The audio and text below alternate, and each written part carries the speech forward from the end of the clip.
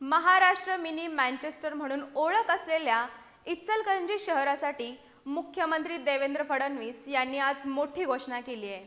इचलकरंजीच्या पाणी पुरवठा समस्येवर तसेच महानगरपालिकेच्या कोट्यावधी रुपयांच्या जीएसटी परताव्याबाबत लवकरच कार्यवाही केली जाईल असं आश्वासन मुख्यमंत्री फडणवीस यांनी दिलं। इचलकरंजी शहरात तब्बल 430 कोटी रुपयांच्या विविध विकास कामांच्या उद्घाटन, भूमिपूजन आणि लोकार्पण सोहळ्यावेळी ते बोलत होते। इचलकरंजी शहराच्या सर्वांगीण विकासासाठी आज एक महत्त्वाचा टप्पा गाठण्यात आला।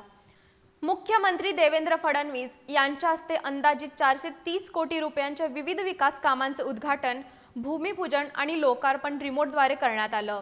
यामध्ये पंचगंगा प्रदूषण नियंत्रण योजनेअंतर्गत औद्योगिक सांडपाणी प्रक्रिया प्रकल्प, महापालिका आणि ग्रामीण भागातील विविध पायाभूत सुविधा विकास कामांचा समावेश आहे।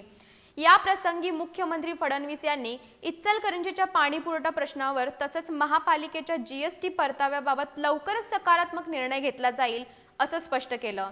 पुढील 5 वर्षात जीएसटी परताव्याची प्रक्रिया पूर्ण करून आवश्यक तो निधी इचलकरंजीकरांना दिला जाईल असा विश्वासही त्यांनी व्यक्त केला। या कार्यक्रमाला पालकमंत्री प्रकाश आंबेडकर यांच्यासह मंत्री, खासदार, आमदार आणि प्रशासकीय अधिकारी मोठ्या संख्येने उपस्थित होते।